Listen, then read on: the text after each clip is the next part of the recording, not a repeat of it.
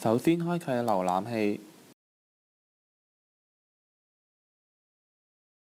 然後在網址列輸入 www.cpttm.org.mo/SME，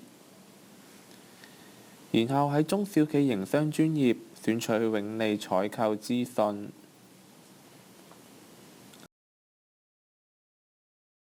點選下載供應商登記表，